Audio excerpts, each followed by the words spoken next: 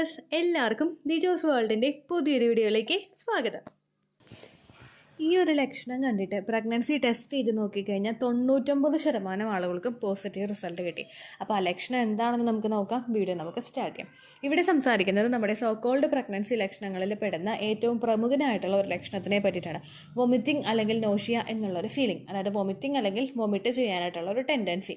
ഇത് പല സ്ത്രീകൾക്കും പ്രഗ്നൻസിയുടെ സ്റ്റാർട്ടിംഗ് സ്റ്റേജിൽ ഉണ്ടാകുന്ന ഒന്നാണ്.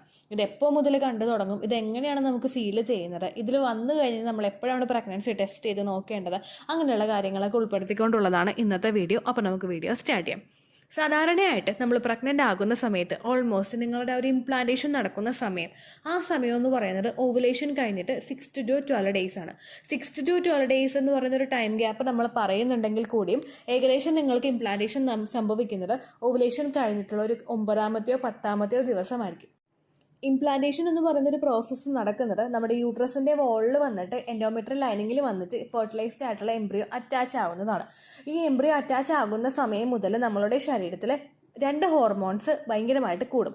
പ്രൊജസ്ട്രോൺ ഹോർമോൺ നമ്മുടെ ലൂട്ടിയൽ ഫേസിൽ ശരീരത്തിൽ ഉണ്ടാവുന്നതാണെങ്കിൽ കൂടി തന്നെയും പ്രഗ്നൻസിയുടെ ഹോർമോൺ ആയിട്ടുള്ള HCG ഹോർമോൺ നിങ്ങളുടെ ആ ഒരു ശരീരത്തിൽ പ്രഗ്നൻസിയുടെ സ്റ്റാർട്ടിംഗ് സ്റ്റേജിൽ ഇൻക്രീസ് ആവാറുണ്ട്.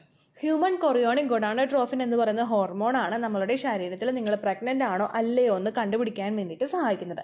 HCG ഹോർമോണും പ്രൊജസ്ട്രോൺ ഹോർമോണും ഒരേപോലെ ഇൻക്രീസ് ആകുന്ന സമയത്ത് പലർക്കും ഉണ്ടാകുന്ന ഒരു ബുദ്ധിമുട്ടാണ് ഇടയ്ക്കിടയ്ക്ക് വോമിറ്റ് ചെയ്യാനായിട്ടുള്ള ഒരു ടെൻഡൻസീസ് ഉണ്ടാകുന്നത്. അപ്പോൾ അതിൻ്റെ കാരണം എന്ന് പറയുന്നത് ഏറ്റവും ആദ്യത്തെ റീസൺ HCG ഹോർമോണാണ്. രണ്ടാമത്തെ റീസൺ എന്ന് പറയുന്നത് പ്രൊജസ്ട്രോൺ ഹോർമോണാണ്.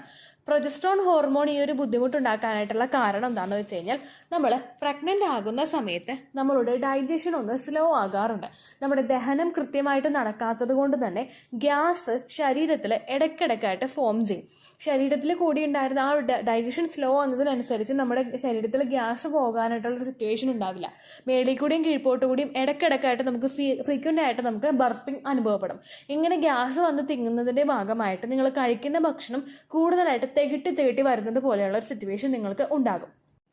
ഇതാണ് പലർക്കും വൊമിറ്റിംഗ് ഉണ്ടാകുന്നതിനും വൊമിറ്റിംഗ് ടെൻഡൻസീസ് ഉണ്ടാകുന്നതിനും കാരണമാകുന്നത്.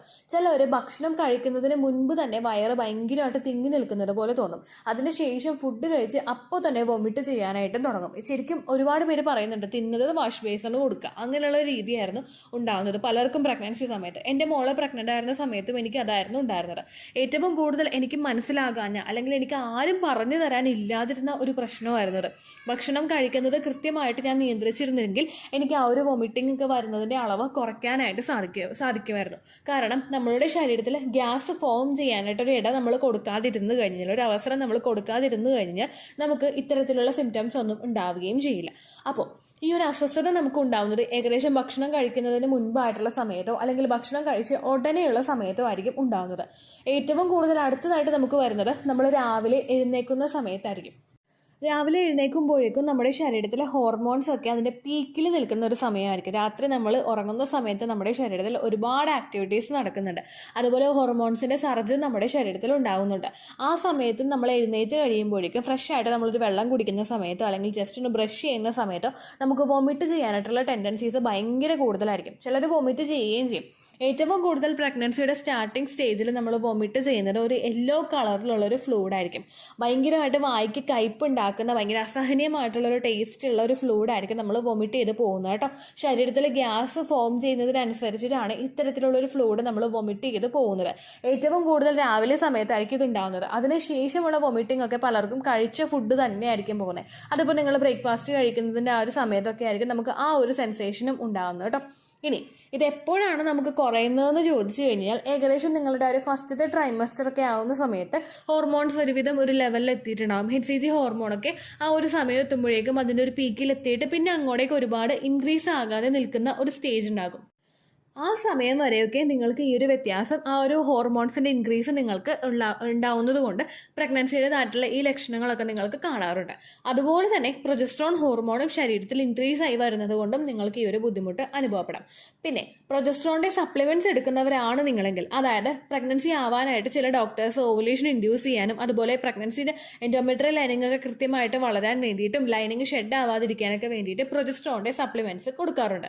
ഈ പ്രൊജസ്ട്രോൺ മെഡിസിൻ എടുക്കുന്നവർ ഉള്ളവർക്ക് ഈ ഒരു ലക്ഷണത്തിനെ വേർതിരിച്ചറിയാനായിട്ട് സാധിക്കില്ല. കാരണം എന്താണെന്ന് വെച്ച് കഴിഞ്ഞാൽ പ്രൊജസ്ട്രോൺ സപ്ലിമെന്റ് എടുക്കുന്ന സമയത്ത് നിങ്ങളുടെ ഡൈജഷനും സ്ലോ ആകും, നിങ്ങൾക്ക് ഗ്യാസും ഫോം ചെയ്യും, വൊമിറ്റ് ചെയ്യാനായിട്ടുള്ള ടെൻഡൻസീസ് നിങ്ങൾക്കുണ്ടാകും, ഭക്ഷണം കഴിക്കാനായിട്ട് നിങ്ങൾക്ക് താല്പര്യം ഉണ്ടാവില്ല, ഇടയ്ക്കിടയ്ക്ക് തല കറങ്ങുന്നത് പോലെയൊക്കെ തോന്നും. ഇതെല്ലാം പ്രൊജസ്ട്രോൺ ഹോർമോണിന്റെ ആ ഒരു മെഡിസിൻ എടുക്കുന്നത് മൂലം നിങ്ങൾക്കുണ്ടാകുന്ന സൈഡ് എഫക്റ്റ് ആണ്. പ്രൊജസ്ട്രോണിന്റെ മെഡിസിൻ ഡയറക്റ്റ് ആയിട്ട് ചിലപ്പോൾ നമ്മൾ ഉള്ളിൽ കഴിക്കും, അല്ലെങ്കിൽ വജൈനയിൽ ഇൻസേർട്ട് ചെയ്യും. ഈ വജൈനയിൽ ഇൻസേർട്ട് ചെയ്യുന്നവർക്ക് ഇങ്ങനെയുള്ള ലക്ഷണങ്ങൾ ഒരുപാട് വേഴ്സ് ആയിട്ടൊന്നും ഉണ്ടാവില്ല. പക്ഷേ നമ്മൾ ഉള്ളിൽ ഓറലായിട്ട് ഈ മെഡിസിൻ എടുക്കുന്ന സമയത്ത് ഈ ലക്ഷണങ്ങൾ വളരെയധികം കൂടുതലായിരിക്കും കേട്ടോ. അതുപോലെ തന്നെ ചില ആളുകൾ ചെയ്ത് വെക്കുന്ന ഒരു മിസ്റ്റേക്കാണ്, HCGയുടെ ഇഞ്ചക്ഷൻ അവർ ഓവുലേഷൻ നടക്കാൻ വേണ്ടിയിട്ട് എടുക്കുന്നുണ്ടാവണം. ഈ മെഡിസിൻ എടുക്കുന്ന സമയത്ത് നമുക്ക് ഇതുപോലെയുള്ള സൈഡ് എഫക്ട്സ് ഉണ്ടാകും. HCG ഹോർമോൺ ഓവുലേഷൻ നടക്കാൻ വേണ്ടിയിട്ട് നമ്മൾ ഇൻഡ്യൂസ് ചെയ്ത ഇഞ്ചക്ഷനായിട്ട് നമ്മൾ കൊടുക്കുമ്പോഴേക്കും ഏകദേശം ആ ഒരു മെഡിസിൻ എടുത്തിട്ട് 10 ദിവസം വരെ ആ ഒരു മെഡിസിൻ്റെ ആ ഒരു ഇഞ്ചക്ഷൻ്റെ എഫക്റ്റ് നിങ്ങളുടെ ശരീരത്തിൽ ഉണ്ടാകും.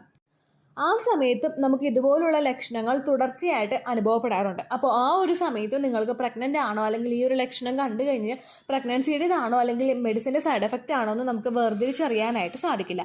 അങ്ങനെയൊക്കെ വരുന്ന സമയത്ത് നിങ്ങൾ പീരീഡ് മിസ്സാകുന്നുണ്ടോ എന്ന് നോക്കുക. അതുപോലെ തന്നെ പീരീഡ്സ് മിസ്സാകുന്ന ദിവസം തന്നെ ലൈറ്റ് ആയിട്ടുള്ള ഒരു സ്പോട്ടിങ് നിങ്ങൾക്ക് അനുഭവപ്പെടുന്നുണ്ടെങ്കിലും അതും പ്രഗ്നൻസിയുടേതാകാനായിട്ട് ചാൻസ് ഉണ്ട്. ഒരുപാട് പേര് പ്രഗ്നൻസി എക്സ്പെക്ട് ചെയ്യുന്ന ദിവസങ്ങളിൽ മൈൽഡായിട്ട് സ്പോട്ടിങ്ങും അതുപോലെ ചെറുതായിട്ടൊരു ഒരു ദിവസമൊക്കെ ബ്ലീഡിങ് ഉണ്ടായിട്ടും പ്രഗ്നൻസി ടെസ്റ്റ് ചെയ്ത് നോക്കിയപ്പോൾ പോസിറ്റീവ് ആയിട്ടുള്ളവരുണ്ട്. അപ്പോൾ അതുകൊണ്ട് ആ ഒരു കാര്യം കൂടെ നിങ്ങൾ പ്രത്യേകം ശ്രദ്ധിക്കുക. ഒരു സ്ത്രീക്ക് ചിലപ്പോൾ ഫസ്റ്റ് പ്രഗ്നൻസിയിൽ ഈ ഒരു ലക്ഷണം ഉണ്ടാകാം, പക്ഷേ സെക്കൻഡ് പ്രഗ്നൻസിയിൽ ഈ ഒരു ലക്ഷണം ഉണ്ടായിക്കൊള്ളണമെന്നില്ല. എനിക്ക് അങ്ങനെയായിരുന്നു. എൻ്റെ ഫസ്റ്റ് പ്രഗ്നൻസിയിൽ എനിക്കിതുണ്ടായിരുന്നു, പക്ഷേ സെക്കൻഡ് പ്രഗ്നൻസിയിൽ പോസിറ്റീവ് ആയതിനു ശേഷമാണ് എനിക്ക് വോമിറ്റിംഗ് സ്റ്റാർട്ട് ചെയ്ത് തുടങ്ങിയത്. അതുകൊണ്ട് ഈ ഒരു ലക്ഷണം കണ്ടിട്ടില്ലെങ്കിൽ അതിനർത്ഥം നിങ്ങൾ പ്രഗ്നൻ്റ് അല്ല എന്നല്ല. ഈ ഒരു ലക്ഷണം കാണുന്നവരെല്ലാവരും പ്രഗ്നൻ്റ് ആണെന്ന് നമുക്ക് പറയാനായിട്ട് സാധിക്കില്ല. പിന്നെ ഇങ്ങനെയുള്ള വീഡിയോസ് ചെയ്യുന്നത് നിങ്ങൾക്കൊരു അവയർനെസ്സിന് വേണ്ടിയിട്ടാണ്. ഈ ഒരു മാറ്റം ശരീരത്തിൽ കാണുന്നുണ്ടെങ്കിൽ ഇടയ്ക്കിടയ്ക്ക് വോമിറ്റ് ചെയ്യാനായിട്ടുള്ള ടെൻഡൻസി വരിക, ആ ടെൻഡൻസി വരുന്ന സമയത്ത് ബോഡി ടയേർഡായി പോവുക, ഒരുപാട് വേർക്കുക, ശരീരം തളർന്നു പോവുക, ഇതെല്ലാം അതിന് ആ വോമിറ്റിംഗ് ടെൻഡൻസി വരുമ്പോഴേക്കും അതിൻ്റെ ചുവടെ നിങ്ങൾക്കുണ്ടാവുന്ന ലക്ഷണങ്ങളാണ്. ഇതെല്ലാം തുടർച്ചയായിട്ട് കാണുന്നുണ്ടെങ്കിൽ ഉറപ്പായിട്ടും ഒരു അഡീഷണൽ കെയർ നിങ്ങൾക്ക് നിങ്ങളുടെ ശരീരത്തിന് കൊടുക്കാവുന്നതാണ് കേട്ടോ. ഇത്രയേ ഉള്ളൂ വീഡിയോ. യൂസ്ഫുൾ ആയി കാണുമെന്ന് വിശ്വസിക്കുന്നു. യൂസ്ഫുൾ ആവുന്നുണ്ടെങ്കിൽ ലൈക്ക് ചെയ്യുക, ഫ്രണ്ട്സിനൊക്കെ ഷെയർ ചെയ്ത് കൊടുക്കുക കേട്ടോ. എന്തെങ്കിലും സംശയം ഉണ്ടെങ്കിൽ നിങ്ങൾ കമൻസിൽ ചോദിക്കുക. പണ്ടത്തെ വീഡിയോയ്ക്ക് കമൻസ് ഇടുന്നവർക്ക് റിപ്ലൈ ലഭിക്കുന്നില്ലെങ്കിൽ ലേറ്റസ്റ്റ് ആയിട്ട് ഞാൻ ഏത് വീഡിയോ ആണോ അപ്ലോഡ് ചെയ്യുന്നത് അതിന് താഴെ കമൻറ്റ് ഒന്ന് കോപ്പി പേസ്റ്റ് ചെയ്യാനായിട്ട് ശ്രദ്ധിക്കുക കേട്ടോ. അതുപോലെ ഓവുലേഷൻ ഡേറ്റ് കാൽക്കുലേറ്റ് ചെയ്ത് തരാനായിട്ട് റിക്വസ്റ്റ് ചെയ്യുന്ന ആളുകൾ എത്രയാണോ സൈക്കിൾ ലെങ്ത് അത് മെൻഷൻ ചെയ്യാനായിട്ട് ശ്രദ്ധിക്കുക. സൈക്കിൾ ലെങ്ത് എന്നതുകൊണ്ട് ഉദ്ദേശിച്ചത് ഓരോ മാസവും എത്ര ദിവസം കൂടുമ്പോഴാണോ ബ്ലീഡിങ് വരുന്നത് അതാണ് സൈക്കിൾ ലെങ്ത്. കഴിഞ്ഞ മാസം ഒരു 8-ാം തീയതിയാണ് ബ്ലീഡിങ് ആയതെങ്കിൽ ഈ മാസം 6-ാം തീയതിയാണ് ബ്ലീഡിങ് ആയതെങ്കിൽ കഴിഞ്ഞ മാസം 8-ാം തീയതി മുതൽ ഈ മാസം 6-ാം തീയതി വരെ എത്ര ദിവസമുണ്ടോ അത് കാലണ്ടറിൽ എണ്ണി തിട്ടപ്പെടുന്നതാണ് നിങ്ങളുടെ സൈക്കിൾ ലെങ്ത്. സൈക്കിൾ ലെങ്ത് നമ്മൾ കൃത്യമായിട്ട് കാൽക്കുലേറ്റ് ചെയ്യുകയാണെങ്കിൽ ഓവുലേഷൻ ഡേറ്റ് എളുപ്പത്തിൽ കണ്ടുപിടിക്കാൻ വേണ്ടിയിട്ട് ഒരുപാട് ആപ്ലിക്കേഷൻസും ഒരുപാട് ഓൺലൈൻ ആയിട്ടുള്ള വെബ്സൈറ്റുകളും ഇന്ന് നമുക്ക് അവൈലബിൾ ആണ്. പ്ലേ സ്റ്റോറിൽ പോയിട്ട് ഓൺലൈൻ ഓവുലേഷൻ ട്രാക്കർ എന്ന് ടൈപ്പ് ചെയ്ത് കഴിഞ്ഞാൽ നിങ്ങൾക്ക് അതുമായിട്ട് ബന്ധപ്പെട്ടിട്ടുള്ള ആപ്ലിക്കേഷൻസ് കിട്ടും. അത് പറ്റുന്നില്ല എങ്കിൽ ഗൂഗിളിൽ പോയിട്ട് ഓൺലൈൻ ഓവുലേഷൻ കാൽക്കുലേറ്റർ എന്ന് ടൈപ്പ് ചെയ്ത് കഴിഞ്ഞാൽ അതുമായിട്ട് ബന്ധപ്പെട്ടിട്ടുള്ള വെബ്സൈറ്റുകൾ നിങ്ങൾക്ക് കിട്ടും.